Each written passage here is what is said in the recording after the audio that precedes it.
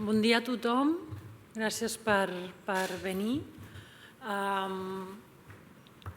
És un plaer presentar aquest curs que porten les directores mesos treballant en un tema que es parla molt de polarització, es parla molt poc o encara es parla poc de despolarització. El curs el farem en castellà-català, potser ponents parlant en català o castellà, i tenim també anglès amb traducció simultània només per les sessions on hi ha ponents que parlaran en anglès. Bueno, yo solamente quería dar las gracias, empezando por las directoras, porque desde que se piensa en una idea de jornada, ¿no? Una idea interesante, una idea que alguien tiene en la cabeza, hasta que todo se materializa y llega el día de realizarlo, pues pasan un montón de cosas, ¿no? Y creo que las directoras han puesto, han preparado un programa que tiene mucho pensamiento detrás, ¿no? La idea de la polarización. Estaba leyendo en el tren, estaba leyendo la introducción al curso y hablaba de la polarización, ese texto muy, muy breve, sobre todo desde la perspectiva de la polarización mala, digamos, ¿no? Alguien decía el otro día que la polarización es como el colesterol, que hay una polarización buena y hay otra mala. Yo creo que hay que insistir en que hay dinámicas políticas que generan una cierta fragmentación del espectro político que también da riqueza, ¿no? Al debate y que permite también introducir cosas en la agenda pues que de otra manera no entrarían seguramente. El tema es discernir cuando esto tiene efectos positivos a cuando empieza a estallar, ¿no? Y empieza a generar unas tensiones tan fuertes que lo que hace es evitar, impedir el diálogo y a impedir la posibilidad de llegar a acuerdos, ¿no? Es esta polarización, la que llamamos polarización afectiva, que necesita de instrumentos de innovación política. Y yo creo que este curso, lo interesante de este curso es que vamos a escuchar mucho hablar sobre polarización, pero también vamos a escuchar hablar de qué se puede hacer o qué tipo de herramientas podemos poner en marcha desde las instituciones, desde los partidos políticos, desde los medios de comunicación para innovar política desde estos contextos altamente polarizados. Así que yo creo que el programa es interesante, es arriesgado, porque creo que seguramente de aquí a un tiempo esto estará por todas partes, pero de momento todavía no está. Estamos todavía en la pantalla de la polarización y mucho menos en la de des. Así que agradecer a las directoras, a Yanina, Welp y a Covadonga, Meseguer, el esfuerzo por preparar estas jornadas y por querer hacerlo aquí, en la CUIM, ¿no? Tengo también que dar las gracias a las trabajadoras y los trabajadores de la CUIM, que trabajan siempre en las bambalinas, ¿no? Pero que sin ellos pues, no podría ser posible la realización de estas jornadas. Además, desde el final de la pandemia hacemos un esfuerzo porque estos actos tengan presencialidad, porque es importante tener público en la sala, pero también hay una grabación, ¿no? Y muchas veces lo que sucede es que cuando los temas son interesantes y cuando los temas dan que hablar, los cursos tienen vida mucho más allá de los 2 días en los que estamos aquí, ¿no? o del día y medio a veces que estamos aquí. Estará colgado en la página web de la CUIM y disponible para quienes deseen acceder y que no haya las barreras, digamos, por ejemplo, de un océano en medio, ¿no? Hay mucho público de América Latina que escucha, que atiende las jornadas después. También dar las gracias al CCCB por cedernos el espacio como siempre. Creo que es una suerte. Los espacios cuando son acogedores es mucho más fácil que den lugar discusiones acogedoras también, interesantes y motivadoras. Así que gracias al CCCB por cedernos el espacio y nada más, voy a ceder la palabra a las directoras del curso para que brevemente nos expliquen qué idea había detrás y cómo vamos a organizar los 2 días. Muchas gracias. No sé quién de las dos. Pues muchas gracias, Marga. Buenos días. De mi parte, también agradecer al CUIMP, a Marga, por la oportunidad, por el espacio, y a mi codirectora, a Covadonga, por la iniciativa, la invitación a sumarme a la organización. La verdad que en el proceso de armarlo y pensar cada uno de los aspectos de este seminario, yo fui aprendiendo mucho y comentábamos hace un rato, me quedan un montón de lecturas y un montón de temas desde ya y no hemos empezado, con lo que supongo que mañana acabaré con muchas más ideas y espero que sea lo mismo para todas y todos los participantes. Agradecer también a quienes aceptaron participar como ponentes, que estamos muy felices con el programa que hemos organizado, y a la asistencia. Un breve comentario sobre el formato. Lo pensamos mucho también, le dimos muchas vueltas a la posibilidad de hacer un evento híbrido y nos decantamos por hacer algo presencial justamente porque, como mencionaba Marga, estamos trabajando sobre un tema que es más bien exploratorio, estamos pensando, o sea, la polarización, podemos analizarla en un plano académico, pero queremos no solo hacer eso, sino también enfocarla en un plano más político y social. Y pensamos que era mejor tener este formato presencial y luego colgarlo y dejarlo a disposición de mucha gente, particularmente de América Latina, que demostró interés por el evento. En cuanto a cómo nos planteamos abordar la cuestión de la polarización y la despolarización, diría que podemos, o lo pensamos, en 3 niveles, ¿no? Un plano teórico, un plano empírico y un plano que podríamos considerar más sociopolítico. En términos teóricos se trata de reflexionar, de pensar, como decía Marga, y la polarización de alguna manera es parte de sistemas políticos plurales. La polarización ideológica es la que da origen a los partidos políticos, o sea que asociar polarización con crisis de la democracia es problemático, porque sin algún grado de polarización no hay pluralismo o no hay reconocimiento del pluralismo. Evidentemente, aquí estamos abordando otras dimensiones también que tienen que ver con lo que se denomina polarización afectiva o polarización tóxica de una forma más mediática. Pero todas estas 2 dimensiones y otras que se puedan abordar abren un espectro de reflexiones que son las que queremos tener en una dimensión teórica, como decía, pero también empírica, porque vamos a conceptualizar o vamos a, con la ayuda de los ponentes y las ponentes, repasar conceptos, repasar las evidencias y ver cómo se mide.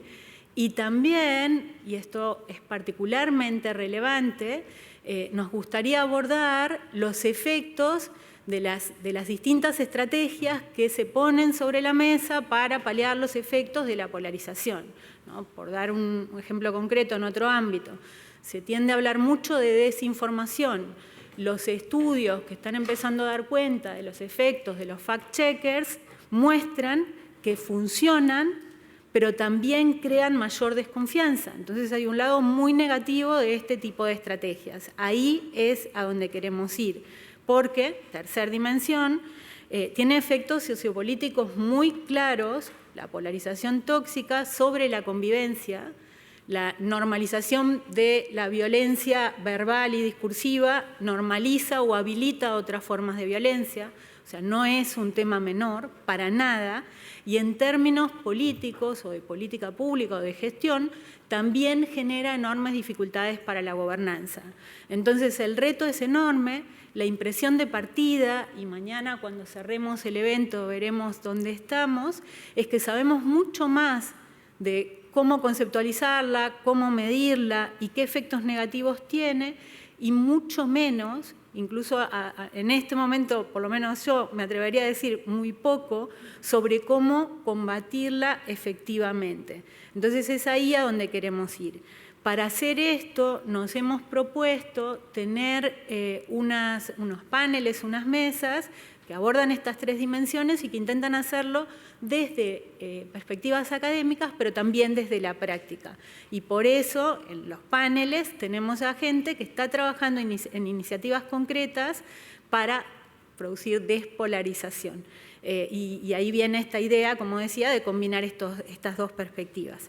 Dicho esto, para no alargarme más, agradecer otra vez y bueno, personalmente me entusiasma muchísimo esta actividad y espero que sea muy productiva para todas y todos. Muy bien, pues muchas gracias, bienvenidos y bienvenidas a todos. Quiero empezar dando las gracias a Marga y a la codirectora del curso, a Yanina, por el entusiasmo que mostraron desde el primer momento en que se lanzó la propuesta de este curso. Gracias también a la organización. María, muchísimas gracias por todo el apoyo y estamos contentísimas de que finalmente estemos aquí para hablar sobre polarización y despolarización. Yo muy brevemente, porque creo que Yanina ha explicado un poco la inspiración, ha explicado muy bien la inspiración del curso. Nuestra percepción era que, sobre todo el año pasado y en los 2 últimos años, ha habido una explosión de interés sobre el tema de la polarización, que ha coincidido con la publicación de varios libros. Tenemos la gran fortuna de que algunos de los autores de esos trabajos están con nosotros. Pero al mismo tiempo, yo leyendo esos trabajos que sobre todo han intentado diagnosticar el estado de la polarización y dar sobriedad al debate, ¿no? Y dar base teórica al debate sobre la polarización en España, sí nos parecía que los aspectos de qué se hace ante esta situación estaban quedando relegados de momento en la discusión. Entonces, en realidad, nos motivaba la idea de pensemos en cuestiones de despolarización, hablemos académicamente sobre cuestiones de despolarización partiendo de los diagnósticos que ya tenemos, que tampoco son tantos.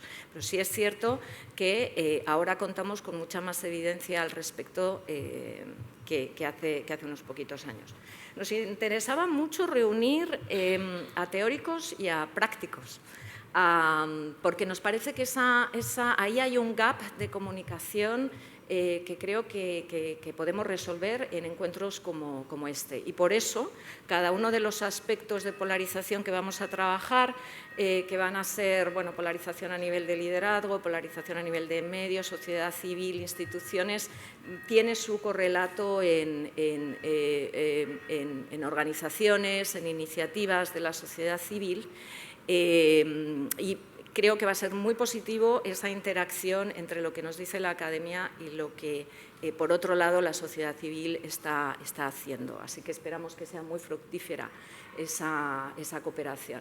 También nos encanta ver que hay representantes de distintos niveles de gobierno, gente que está trabajando a nivel local, gente que está trabajando en instituciones europeas, tenemos diversidad de edades también, que está muy bien, promover la discusión intergeneracional y, por supuesto, una buena representación de género, que también era muy importante para las codirectoras y para la directora del centro. En definitiva, yo no me voy a alargar, estamos deseando escucharos y aprender de vosotros y, si os parece, podemos empezar introduciendo a nuestra keynote speaker, a la profesora Eva Sorensen. Do you have a presentation uploaded, maybe, or not? No, I'm asking whether… It will be there. You don't have a presentation uploaded, or yeah? Okay, you send them, so it should be there. Muy bien. Entonces, aprovechamos este momento mientras que la profesora… sí. Thank you. I'm going to introduce you to the audience, if you don't mind. La profesora Eva Sorensen, welcome. We are so happy to have you here. It is an honor. Es catedrática del Departamento de Ciencias Sociales de la Universidad de Roskilde, autora de muchos libros y publicaciones sobre innovación política local, sobre innovación en la administración pública, liderazgo y sobre innovación política. Uno de sus libros más recientes, publicados este año, es Gobernanza robusta en tiempos turbulentos, publicado en Cambridge University Press. Es miembro de multitud de comités editoriales de varias revistas muy relevantes en el ámbito de administración pública, receptora de múltiples también proyectos de investigación, los últimos sobre gobernanza robusta, Robust Governance, y co-creación en el ámbito local en materia de transición verde. Una autoridad en materia de innovación política y en materia de políticas públicas. Y nos interesaba mucho la perspectiva de la profesora Eva Sorensen sobre cómo la polarización política está afectando al funcionamiento de la administración pública y a la introducción de innovaciones políticas en la administración. De nuevo, estamos muy felices de que aceptaras nuestra invitación a venir aquí, a estar con nosotros en la apertura del curso, y es un honor tenerte. Thank you. Thank you. Should I start? Yes. Okay. I'm so sorry I don't understand Spanish. I'm really, so sorry. I should, but I don't. Thank you for this nice introduction. I'll use this. I hate sitting down when I talk. So I'll walk around a bit. My name is Eva Sorensen. I've been studying, I am actually a public administration researcher, but I've always been interested in and I don't think you can look at public administration without looking at its close connection to politics. These two things for me are very intertwined, and that's what I've been looking at, the interaction between politics and administration, and of course also the relationship to citizens in general, the public sector and the relationship to citizens. And over the latter years, of course, I've become more and more interested in the question of political polarization because, for obvious reasons, we came from a very quiet period some years ago, if we remember back. It's a long time ago, and today polarization is a kind of just state of affairs, and we are all a bit nervous about it because where can this end, I would say. So I'm going to talk a little about that.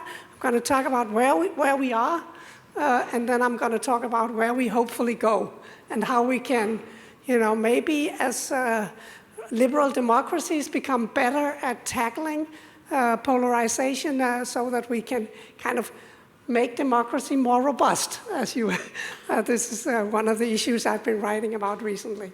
But in the coming years, I'll write a lot about polarization and look for ways ahead that for a better future. And so to start out, I'll say we live in polarized times, and we experience rising levels of political conflict. That's the thing. And the thing is that they are reaching a level in some countries where they begin to threaten liberal democracy.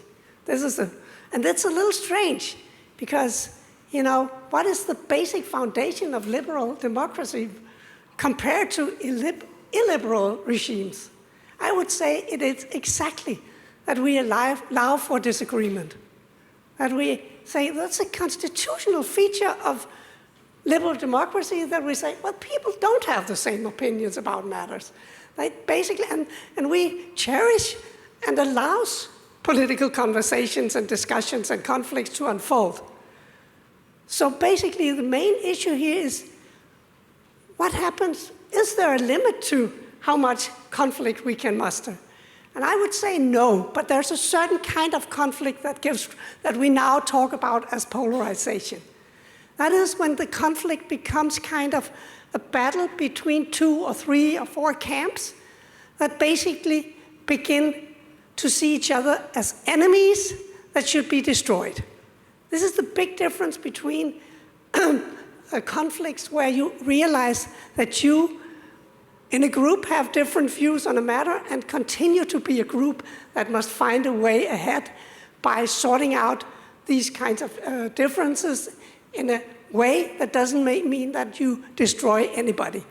And that is basically there's a lot of researchers, they have drawn the distinction between antagonist politics and agonist politics.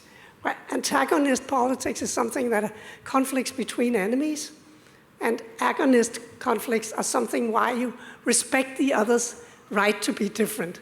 You want to fight for your own perspectives and ideas and visions, while at the same time cherishing the right of the others to mean a different thing, and then go ahead and try to find a way to solve the difference within the rules set by liberal democracy and representative democracy and so on and so forth.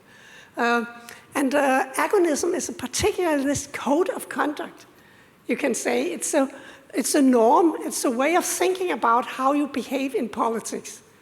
And it's also something that needs to be supported institutionally by the way we organize democracy. So I think one interesting question we have to ask ourselves in these days, how strong is this grammar of conduct right now? Is it collapsing? But we also have to ask ourselves, are our political institutions designed sufficiently enough to support such a code of conduct?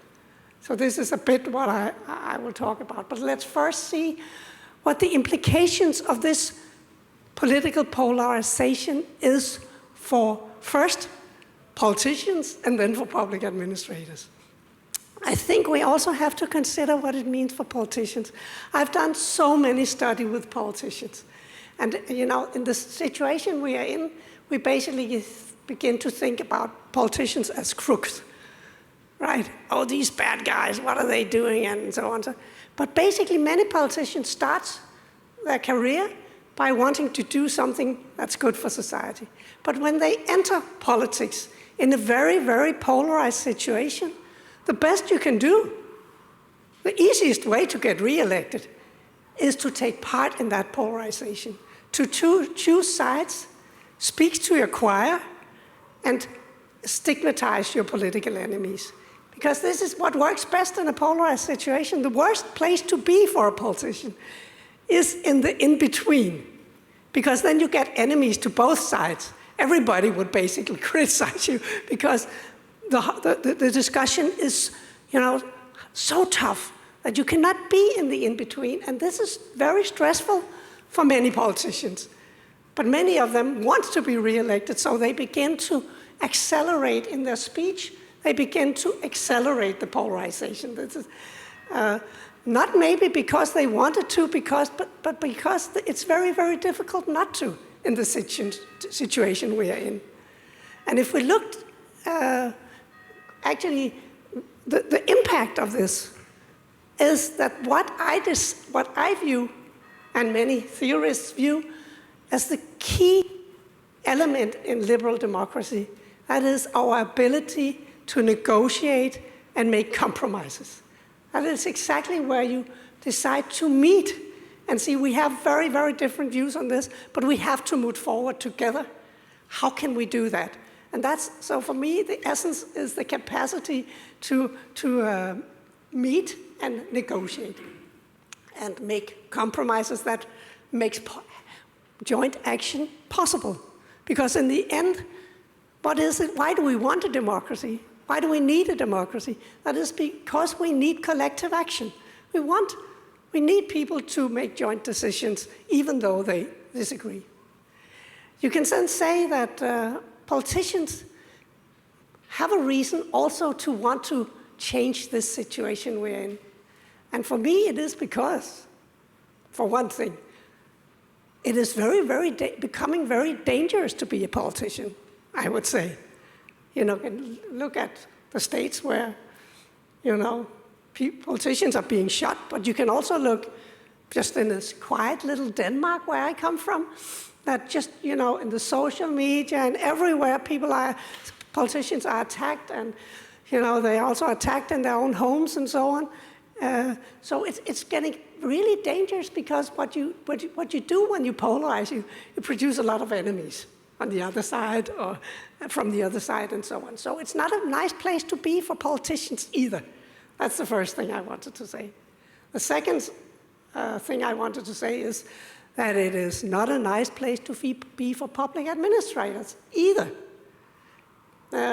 Because public administrators are, for the most part, trained to look for nuance, complexities, solve wicked problems where there are no easy solution, but we have to find one anyway, in some ways by looking at the nuances and finding this kind of an experimenting and also innovating, really.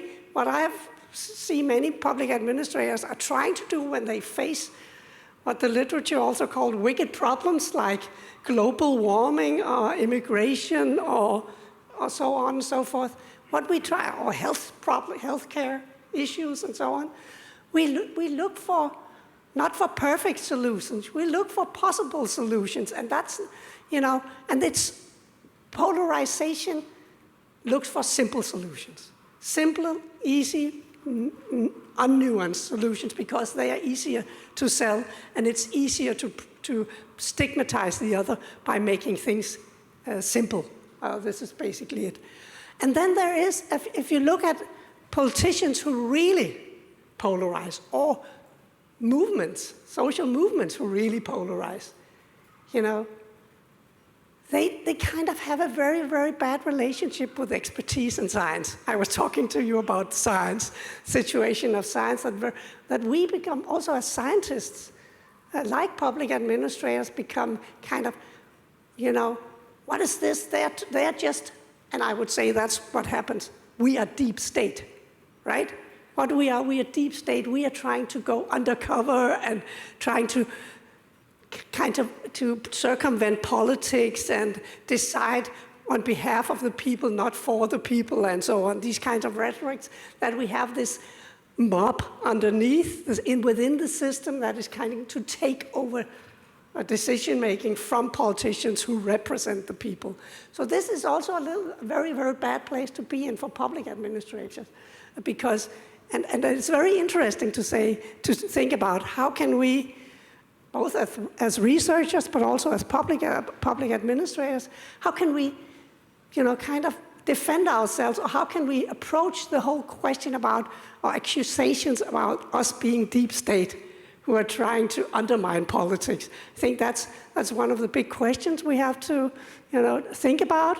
And I also think, that some have said, well, we have to be the one who defends democracy by going undercover, by doing a lot of things undercover. I'll get back to saying that I think that's a very bad idea, but it's very tempting. How can we? They do that in Denmark a lot. If they think politicians are doing crazy things, they are doing a lot without telling the politicians. This is basically what I'm talking about when I'm talking about undercover, right? And I think it is a very dangerous, short-lived strategy and opens the door for this deep state thinking. So the big question we stand with now, right now, is, given that the level of political polarization is rising to a level where it becomes dangerous, and you also see all these occasions of actual violence, that politics become violent, and that is maybe the worst of all, that we stop talking and we begin fighting. This is where everything stops. And this is what happens in many countries, and maybe also why we are looking so much to the US and say, how does that election end? Because we want to end some of this. So therefore, researchers, political scientists, public administration research, and so on, are asking the big question, how can we depolarize the situation? This is, I think, the question we have. We don't want to stop disagreement. Disagreement is what democracy is made of. But how can we stop this disagreement that takes the form of battles between camps that want to destroy each other with all means, also undemocratic means, illiberal means? And the joint message from the research, that's really interesting that most of the researchers, they end up more or less in the same place. That we need to make, I would say, liberal democracy more collaborative to some extent. We need to get the polarized parties into the same room, lock the door, throw away the key and ask, no weapons, and then ask them to talk to each other. This is basically what we have to do. And that is by establishing different kinds of collaborative fora that promotes policy co-creation, right? And I'm working a lot with co-creation. There are other words for some of the same, some deliberative democracy, collaborative governance, and so on. But why I'm using co-creation very much now, it's because it's about producing something together. You create something together, basically. And I think what we have to do is to get people into that room and develop policy together, simply. And that's what I share that idea with a lot of people. So, and it's both about formulating and implementing policies, simply, that we have to do together in order to depoliticize the situation. And the basic idea is that face-to-face conversation, I don't know about online, I haven't thought so much about that, but face-to-face conversations, if there are sufficient time, and I would also say sufficient secrecy, you basically need secrecy to get a good talk. I have to say that if the media is in the room, nothing will happen, so on.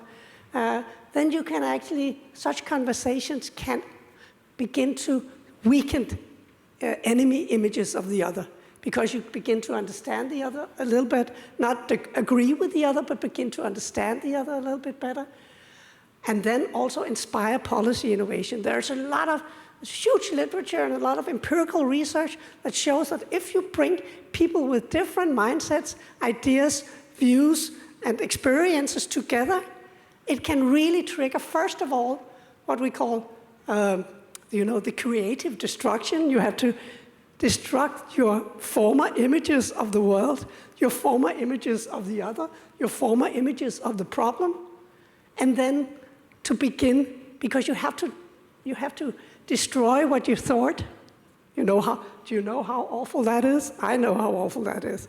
I have these fixed opinions about something, and then at some point I get a little bit wiser, but I don't like it, because then you have to say farewell to a part of who you were. That's really, so it is a kind of destructive to innovate. The first step is to begin to give up what you thought. Next step is that opens the door for thinking new things. And that's so crucial, simply. And that's what happened in these kind of face-to-face conversations. If you meet up, not with those who are like you, but exactly with those who think differently, that's where something new can happen. And then finally also, and that is very important when we talk about polarization, that is to create joint ownership to the policy so that people will defend it to their constituencies afterwards. They'll go home and say, oh, that was actually I think we should support this policy. Then so it will also have an effect on the rest of society if those who participate in these discussions will actually defend and be ambassadors for the policy that was negotiated in these settings. So, then we have the disagreement, because among those who discuss this political science and so on, there are those who think that we should design these kind of collaborative co-creation policy for us at a safe distance from representative democracy, if you know what I mean.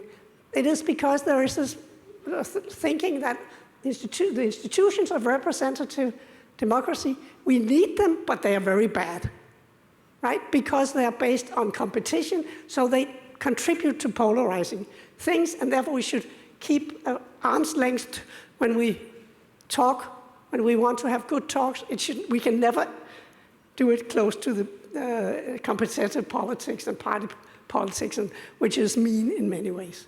There's a big group of political scientists who think that therefore we should make a lot of fora at a safe distance from this, so politicians should basically delegate decision-making to citizens' assemblies and mini-publics and so on at a safe distance, and therefore leave it to them to make the decisions. I'm worried about this. I'm worried about it also because I've seen a lot of empirical studies. Of course, it can work sometimes, but most of the time it doesn't, because you create a deep competition between the collaborative or the co-creation fora and the representative democracy. And therefore, representative democracy, politicians have no ownership to that polity, and you will tend to say, well, they took power away from us, but we will fight it because we are of a different opinion, and we are the ones who are elected by the people to make the elections, to make the decisions, sorry. So then we have the other group of researchers who are saying, and increasingly, this group is getting bigger and bigger due to bad experience with citizens' assemblies and so on at a far distance. So, and that's including me. I insist, and that is controversial in many, that politicians should be part of these discussions where you bring together citizens or interest organizations and so on from different camps into a discussion. You should also invite politicians from different parties, because it has to be shared ownership. It has to be a shared innovation and a shared negotiation between politicians and the different groups out in society who are battling, because otherwise it will escalate political polarization. This is basically what I've seen, that it tends to, otherwise it tends to simply escalate the political polarization, mainly between those who participated, citizens or whatever, and the politicians. So we get a new polarization, which is between politicians and citizens, the participating citizens. So this is, and I just brought two examples here that I wanted to talk about, which are examples where you actually did that, where you involved the politicians. So it's not like kind of, it might seem radical, but it's not that radical, because it's taking place in many situations. And one of the very, very successful examples is the Irish citizen assemblies.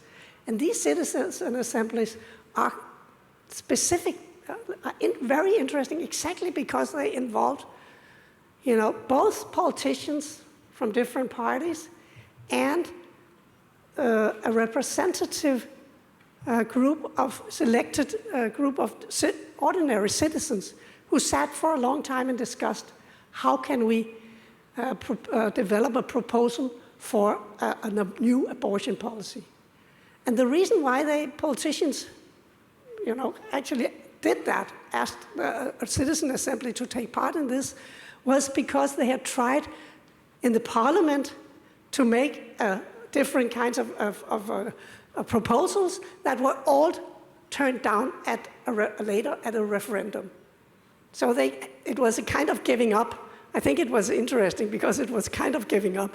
They wanted to end up having a decision on this highly polarizing issue in Ireland, and therefore they decided to do like this. And the proposal that was made, because all the participants from different sides of the population and different viewpoints, they went out and functioned as ambassadors for the policy, and it was passed in the next referendum. I think that's a really good example on how you can use it deliberately when you face a decision that is so complex and so difficult to solve in the traditional way. In Denmark right now, this is one of the things I'm going to study in the next 2 years, that we were in a similar situation with a high level of polarization, because we are an agricultural country. The whole country is, intensively farmed, and we have a long tradition for farming. So it's in the DNA of the Danes, and we only have few farmers basically because it's been industrialized. So a lot of farming, few farmers. But anyway, these farmers are so strong in terms of They have their political party, they have lobbyist organizations, they have this and that. And then you have on the others, and what we have is some different measurements of the CO2 impact of agriculture in Denmark. It is enormous, right? Really enormous. And also you've seen an impact on water quality because, you know, a lot of bad things are flowing into the water, so the fish are dying and so on. So the Danes and the environmental organization in particular, of course, but the Danes in general say, we have to do something about that. And the government ended up saying, okay, we have to put a tax on farmers, a CO2 tax on farmers. This has never happened in any countries before, that you actually ask the farmers to pay every month a tax because they lead out CO2 emission and so on. And this produced an enormous conflict, both within our coalition government, but also between the farmers who were threatening to take their tractors and block roads and, you know, all these things. Because it was also in the government, coalition government, the government had also a problem just deciding it on their own, because one of the parties in the government were an agricultural party. So they then decided to use, inspired by the Danish tradition of labor market policy, tripartite negotiations, where they bring in the labor movement representatives and employer representatives and the government to negotiate labor market policy. They've done that for 50 years, 60 years in Denmark. And that means we've had very few wild strikes and other trouble because it's negotiated. They took that and used it, so now they call it the green tripartite. But the thing is, there are more than 3 people involved, or 3 groups involved now. There are several groups involved, but most notably the government, the environmental organizations, and a number of farmer organizations, right? They have been sitting then for 10 months discussing this. And at the beginning, it was only about the CO2 tax. Should it be, how fierce should it be, or should we have one at all, and so on. But then, because it was so difficult for them to find a solution, they began to involve other questions. For example, what about that water quality, and what about near coastal farming, and what about too much farming going on, and so on. So they opened for a much broader agenda about the future of the land use in Denmark in general. And that made it possible for them to come up with a very negotiated solution, because we had a little tax, and then the Green parties got a lot. The Green environmentalist organizations, they got a lot of influence by, we are going to make 20% of the Danish land into forest, and all sea coastal areas, we will remove agriculture. So it was kind of complex, very complex, multi-dimensional agreement, but now it has passed, and nobody thought it was possible. Now it has been possible, and the politicians, the government, the coalition government is so happy because they had a problem internally, which is now kind of solved. So the big problem now that I will follow intensely is what happened when that negotiation agreement lands in the Danish parliament, but because in the end, it is the Danish parliament who has to pass the laws and make the decisions and authorize the decisions. And the next step is, how will local actors contribute to implementing the decisions? Will this also soothe? Because I think that's central. Political polarization does not only take place between leading politicians and so on. It takes very much place at the local level when policies have to be implemented. Then you meet a lot of resistance from local people who think this law is completely crazy. In Denmark, at some point, we made a change of a big reform of the school system, but they didn't involve the teachers. So the teachers made sure that it never happened. It was passed legally, but it never happened in practice. So I think that's also what I want to follow, is making political decisions by involving the different actors. Will this help depolarizing implementation, as well as the discussion within the Danish parliament? So 2 slides more. what does this mean for politicians? I think if we go in that direction, it is a really revolutionary thing for how, for the role of politicians. As you mentioned, I wrote a book a couple of years ago called Interactive Political Leadership. And that is really talking about that we are looking out for a new way of thinking about political leadership. That political leadership is not kind of making firm decisions. This is what we're going to do. Not at least before. This has been heavily discussed, debated with all the different parties in society and in the parliament, of course, to inform the decision, to make sure that they are high quality, to get capacity from politicians to innovate the policy so they actually give good answers to existing questions and so on, troubling questions. So it's also very much policy innovation. We can improve our ability, but also that broad ownership, right? We have to have some support from the public, otherwise, and also to make sure that the parts of the public don't hate each other, but can actually talk together. And that is a key role for politicians, to make sure that, citizens also begin to understand each other better. So I think inclusion, inclusion, inclusion, and then affirmative decision-making. So the thing is, to involving the citizens is not giving up affirmative political leadership. I think that's so important. It's a way of bolstering political leadership so it's possible to make decisions without polarizing society to the extent that we have done so, right?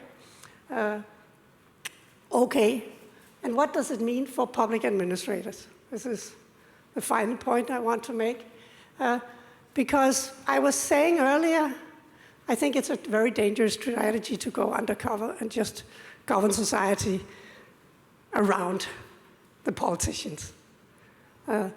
Because I think it fuels the whole story about this bureaucracy that has taken over power and so on and so forth. And in the end, bureaucrats don't have a monopoly on defining what does a good society look like. I think we should realize that public administrators, they are craftsmen, they're experts in organization and steering and so on, but we are definitely not experts in what a good society looks like. Basically, it is a discussion that must involve the citizens, and it must also involve the politicians. So I think a key role for public administrators is to serve as boundary spanners.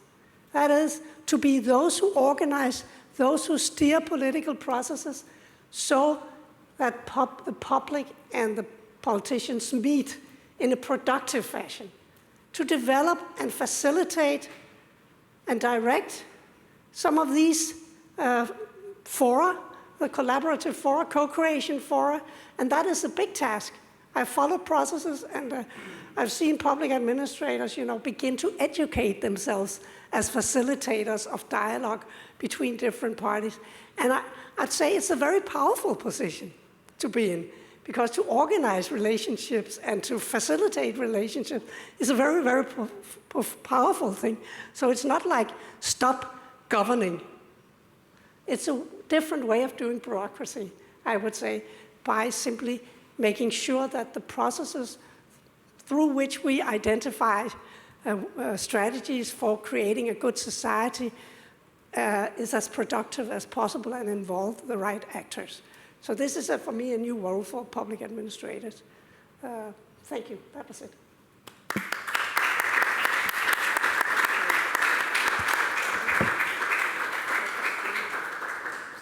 There's something wrong with this. Didn't really. Is there? Yeah. It's like it's. You're gonna get help now in a second. It's on in 2 minutes. Let me see if it works now. Yeah, it jumps off. Okay. Bueno, pues muchísimas gracias por la presentación. Podemos tomar turnos de preguntas, quizás 3 preguntas, si te parece bien. Do you have another one of these? It stops after 2 seconds.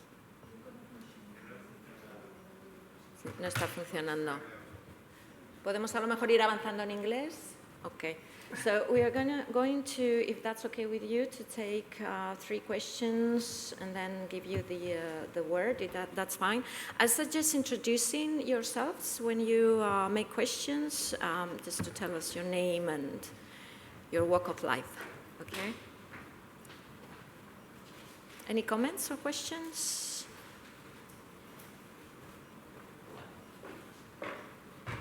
Eva. Marga y Yanina. Eva. There is a microphone somewhere there, yeah.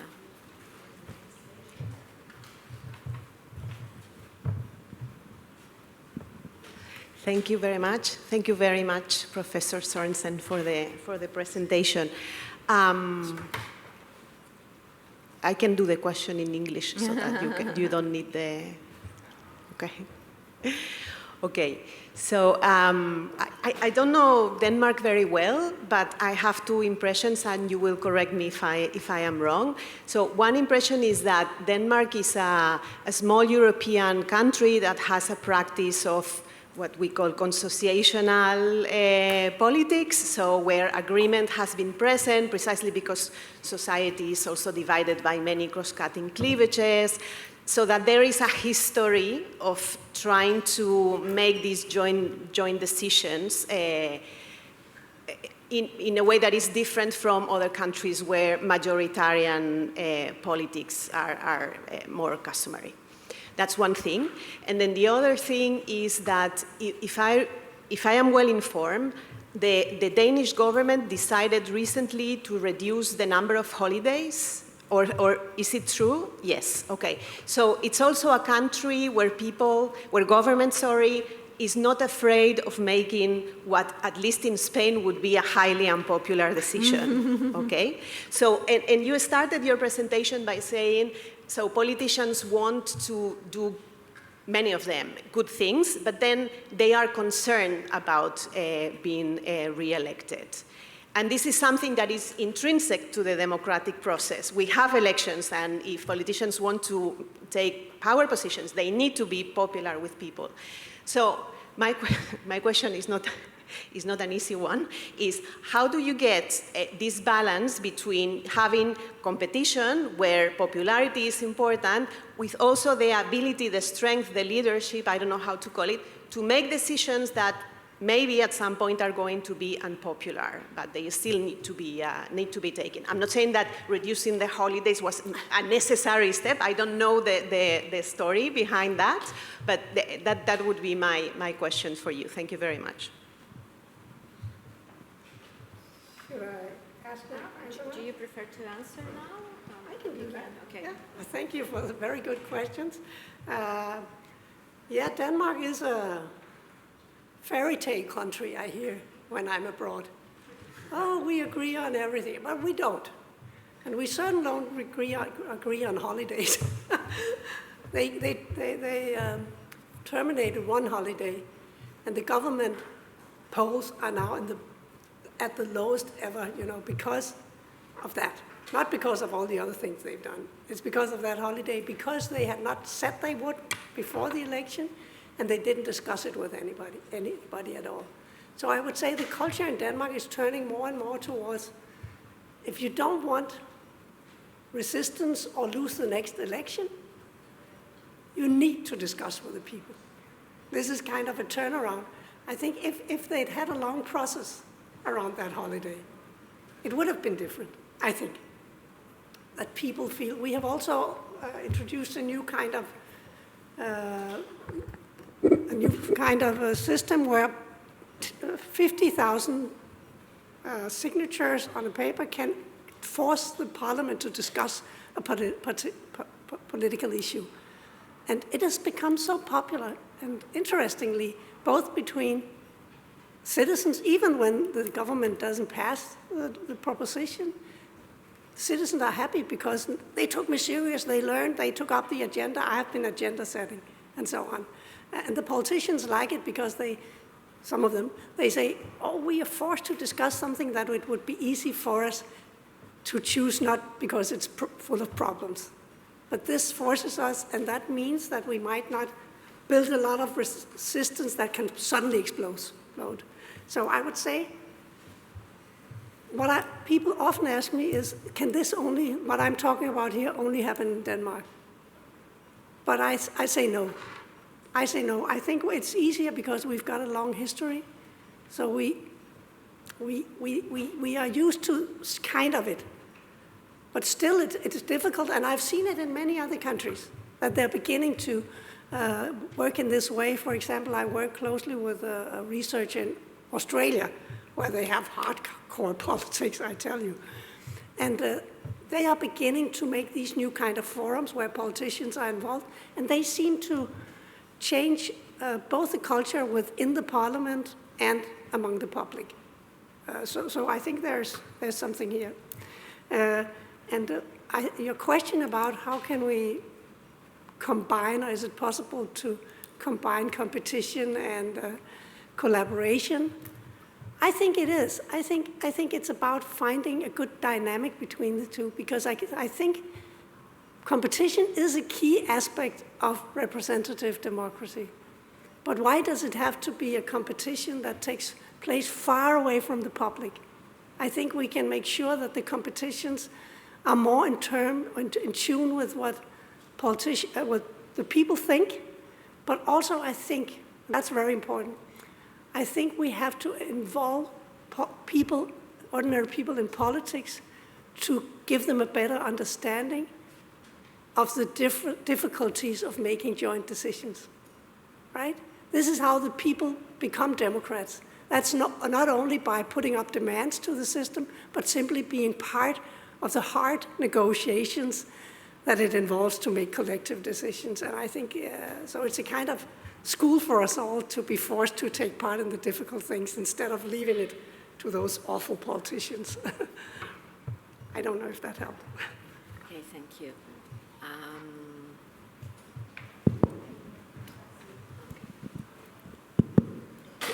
Please do not forget to introduce yourself. Yes, of course. My name is Juan Rodriguez Teruel, professor from the University of Valencia. You deliver a very interesting presentation, and I was thinking about your points. I think they were very stimulating, and they made me think about my own experience in trying to foster this kind of initiatives at the local level. I strongly believe in your argument about that depolarization and, let's say, to strengthening legitimacy means also to bring political adversaries together and trying to make opponents to get into the same conversation. But I think in this aspect, following this idea of public administrations as you said, boundary spannings, and this kind of new type of political leadership you mentioned, one important point here is how you guarantee to some extent that those people that have been involved in these conversations stick and keep some kind of loyalty to the outcomes they have helped to deliver, and particularly those people that have, those citizens that have stayed outside these kind of conversations. My own experience is that that when you try to produce this kind of dialogue between different parts in order to increase legitimacy, this kind of loyalty to the agreements depend to some extent in the success of the outcomes of the policies. If these policies are not that successful, you may have some desertions in your camp. And this is a problem that I think we have to deliver how to overcome. But thank you in any case for your presentation. Is it okay if we take Yes. a couple of other two questions? Mariano and your name? Pablo. Mariano y Pablo, por favor. Yeah, thank you for your presentation, Eva. It was very interesting. I just came from a course on similar topics in the Basque Country. They were inviting people from Latin America, and that was very interesting and enlightening to me. They have pretty much the same approach to what you were saying. Thank you. But to me, it remained always the concern about political inequality and the consequences of political inequality. You are aware of those consequences, obviously, but I was surprised that you do not insisted in your presentation the importance, which actually put it on the Latin American context of training people before creating these forums. You call it capacitation. Actually, that English exists. That word exists in English. So prepare people and to participate, which also I think is a good idea, but at the same time increase the cost. So the cost of participation implies more political inequality for the consequences of what is actually the focus of the discussion of the policy, the potential outcome of that, and especially also it could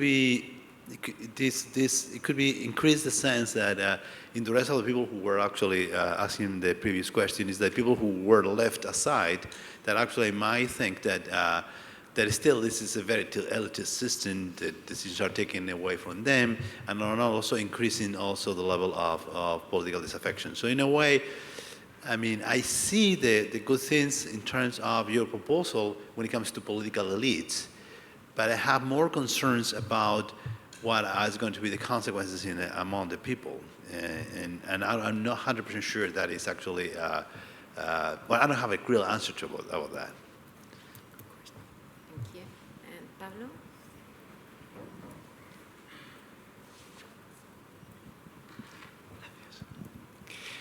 Hello, my name is Pablo Aguilar, and I come from the International Catalan Institute for Peace. And thank you very much for your presentation. It was very interesting.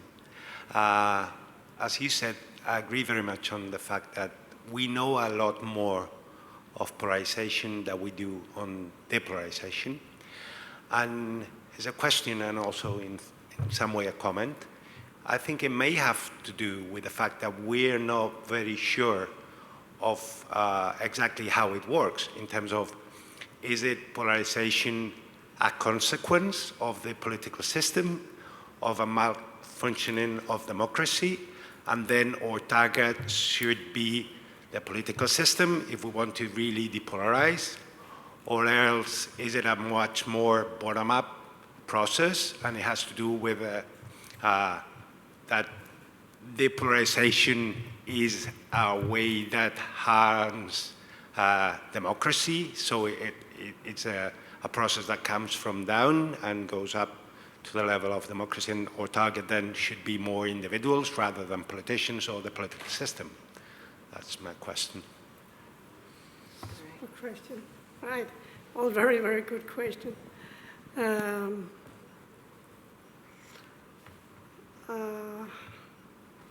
my writing is so bad that I cannot see what I wrote. You talked about boundary spanning. Could you just repeat it very quickly? Could you repeat it very quickly, the one on boundary spanning? Did you talk about that?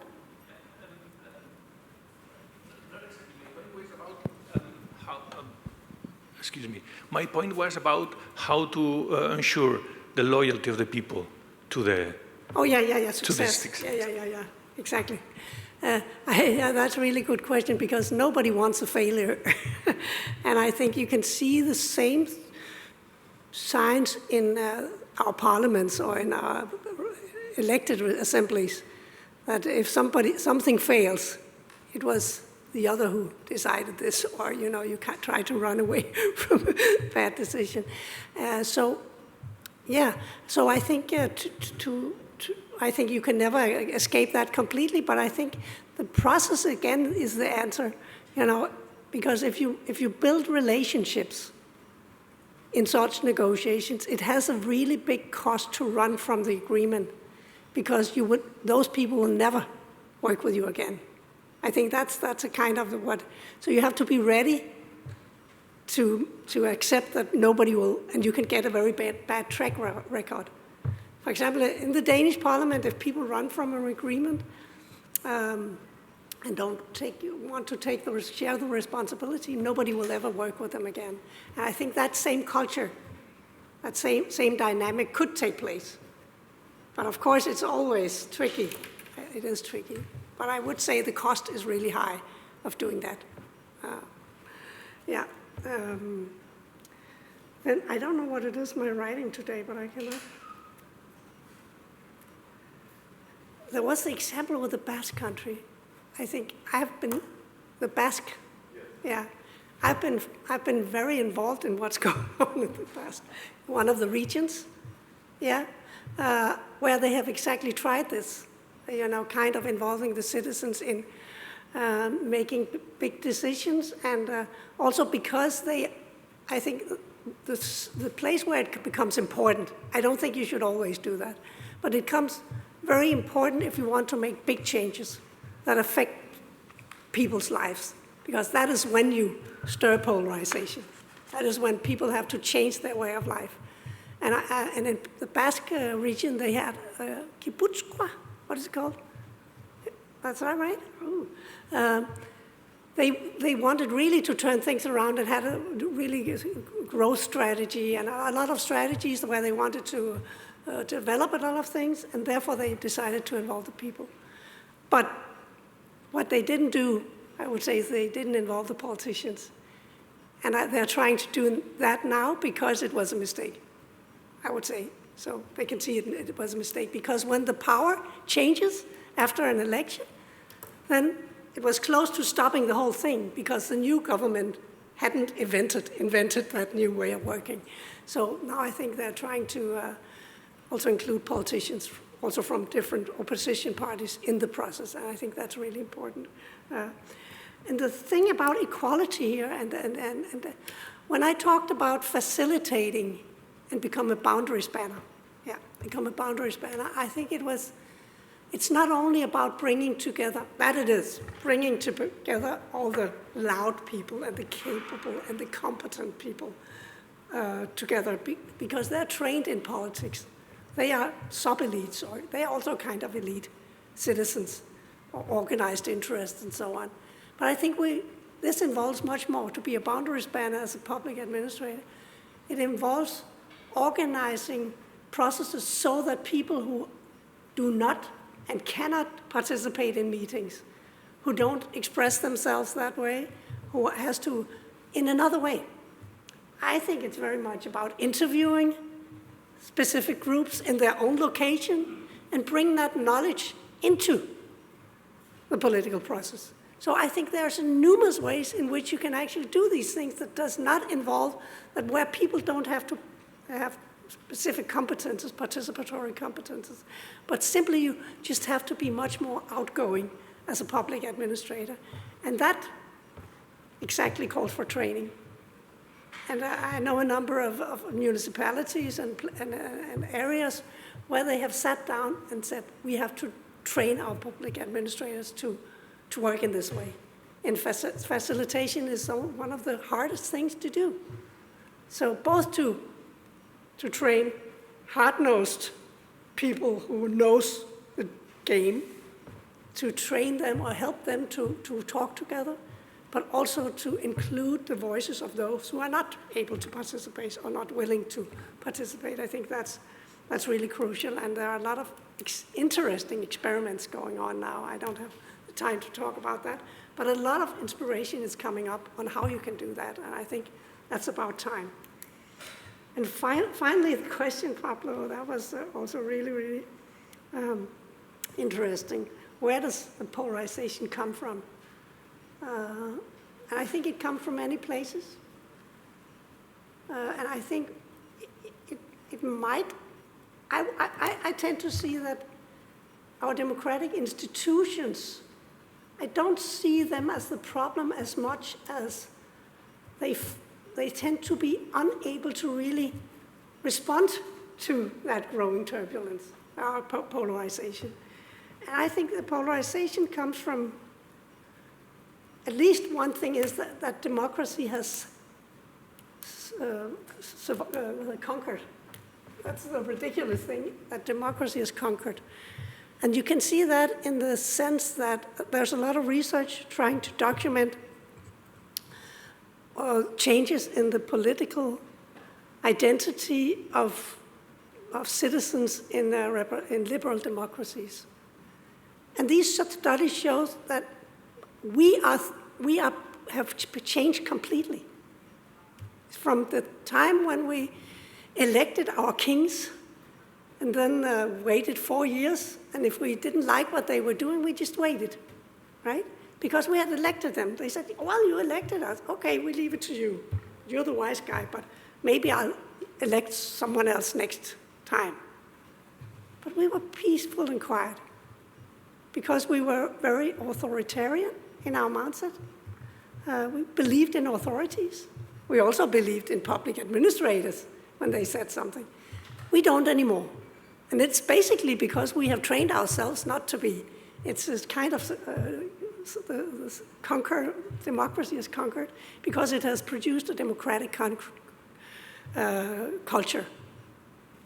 And I would say the trouble now is that our institutions are not suited for that kind of public. So I think we have to innovate our institutions so that they fit democratic citizens, basically. That democratic citizens are anti-authoritarian, critical, and competent participants, for the most part. And that we have to get used to and find a way to do this. And then there are other explanations which has to do with the huge changes that we have to do in our societies. We are at a time where we have to make really, really big decisions that changes the way ordinary people live. And people resist when they have to change their way of life. That's simply it. They have to eat differently because of climate change. They have to, there's flooding all the time, and they have to find a new way to deal with flooding. And in my family, I have 3 sons, and they have wives. And they are the new generation. There are some of them here. I can see the new generation. And we have battles, what should we eat for Christmas? What about the steak? Never, never. Where should we go on holiday? Should we fly or should we take the train? So our dinners it's kind of polarized, and we are fighting, and people go home and are angry because of, so this is kind of, we face so many really big challenges, also about the whole digital communication and this and that. So I think that's also a really big reason. And of course, there's a small reason, I would say small, but also important, that is social media. Of course, that makes it easy. You can insult a person in a second, right? And it's much easier to insult people. But I don't think that's the main reason. But we have to try to find a way to live with the social media, and we haven't found out yet, I would say. Thank you. We have some more questions here. Marga?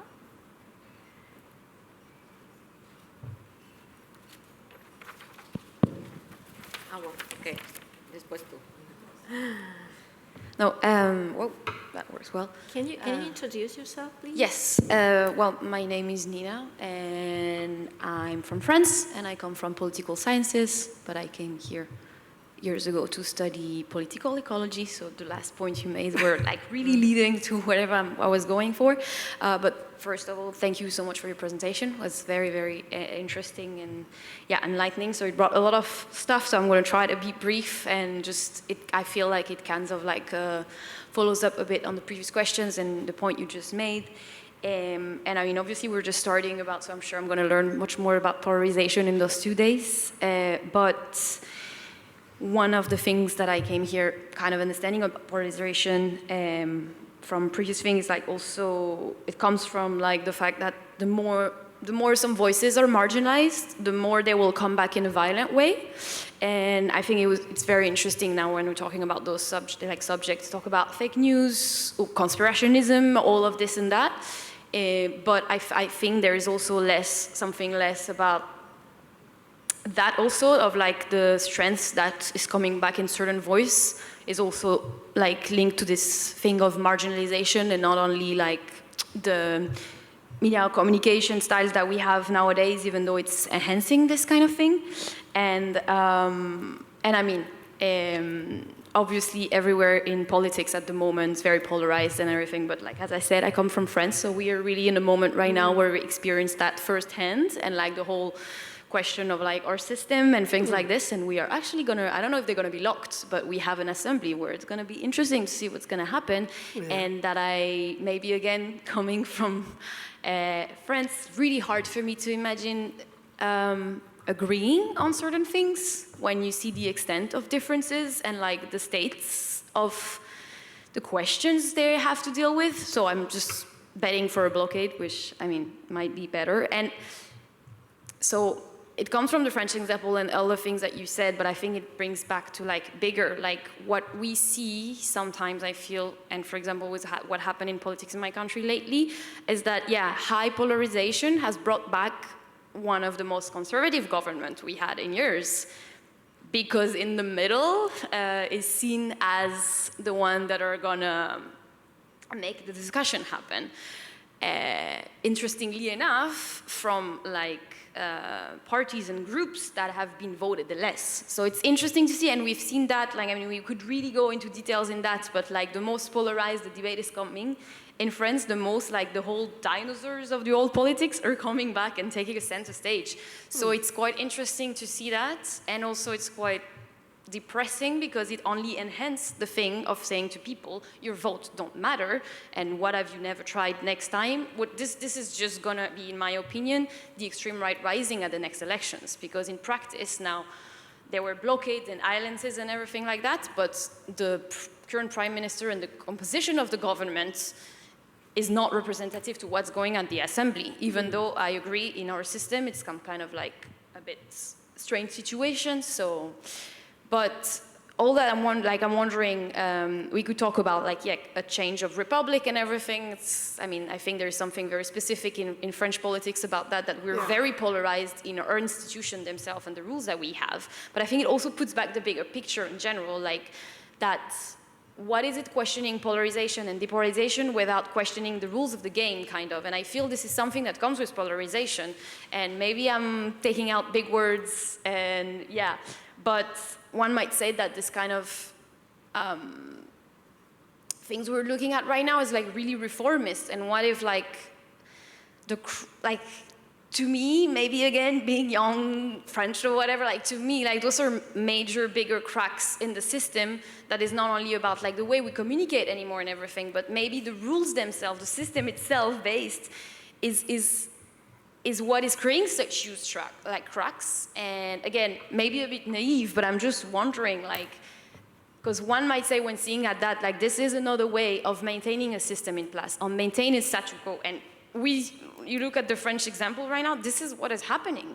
Like the society gets more polarized, and it's the same thing going on all over again. So yeah, again, throwing big words like capitalism and things like that, but I'm wondering how can we study polarization, depolarization without saying like, maybe we're defending the rules of a game that's the rules of the problem, you know? And then after that, the techniques and things like that, I think can really, like the things that you were talking about, like, this is what we should go forward to, but like, if we're implementing that right now without seriously talking about like a bigger cracks in the system, but yeah, might be the end of the Fifth Republic in French, which I mean, would not be that bad, let's do it now. But even as a bigger system, you know, like questioning, like some people were talking about inequalities, questioning capitalism and everything, because people are not gonna stop being angry and polarized if this system in place is still there, and if all of those things we're talking about are not seriously questioning that, and not only questioning, but saying like, okay, we're doing it right now, you know? So again, maybe throwing a big rock in the thing, and like, yeah, I'm just wondering, you know, if this is something you touch on in your work or in general in those kind of things, if there is like a really bigger question of like, what is it that we're defending? What is it that we want to keep? Because those democratic behaviors that we have, and like, thank you so much for the positive note of like, we conquered that, because we don't always hear a lot of positive note in politics at the moment. But so what if all of that needed to be used, but like, it needs to be addressed something bigger, otherwise it will just feel like another thing that is just going to maintain a status quo. Anyway, sorry for making it so long, and thanks. Thank you. Your name is Leah, right? Ina. Ina for president, I think. Okay. Yeah, that was a big one. But also very important, I think, because it also popular. The whole question about institutions, of course, is because liberal democracy is a kind of idea, right? The institutions of representative democracy, something, that's the way we try to do it. So we always have to discuss what we really have to defend is liberal democracy, for me. And the institutions, we should defend them as long as they support that vision, right? And if they don't, of course we should. And then there are two strategies. Yeah, there's this one, erase it. And from my studies, I see that every time you erase something, something worse comes up. Because then you leave the floor open to the worst guys, right? Who can use that moment to build something worse. And that could be, you could also see you have the discussion, France from the left wing would be tempted to throw the whole thing overboard, revolution, and then you have the right wings in the US wanting to throw the whole thing overboard, revolution, in the name of democracy, right? I think, what the only chance we have is to improve what we have. We have to improve, and we have to fight, and the possibilities we have for doing that look so different in different countries. The French system is the strangest system I ever saw, I have to say. Partly because you have those two chambers, so you don't have parliamentarism, where basically the parliament is above everything else. The president seems to be above everything else, and that's a really, really weird thing. And it's a dangerous thing. I think you explained that very well, because a very big group can suddenly feel extremely marginalized, right, after an election like the one you had. And that's the one thing. But the other thing I think is about France is that you have a centralized political system that is so far away from people, the everyday lives of people, because your municipalities, that's boring, but your municipalities are so weak. And that's a key problem. That means that the voice of the people never travel up to the top, who went to Sorbonne or wherever, elite schools and so on, and never met the ordinary people. Maybe that's a caricature, but there's a little bit of it. I think basically each system we have to think, where is our weakest point? And how can we be mended to move towards institutions that are more supportive to the idea of liberal democracy, that promotes negotiation, and the basic idea that everybody should have some influence on what is going on. And nobody should, for example, I'm also very, very critical. I think some of the most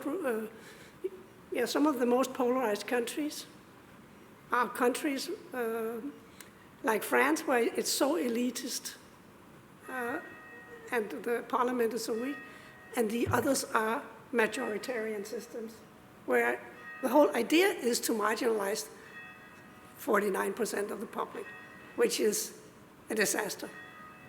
I think the places where you have a political institution where the parties depend on negotiation is to form some kind of temporary majority, is shifting majorities is the best shot we have. And so I'll just say, I think it's dangerous to erase what you got, because you have no idea what you could get afterwards.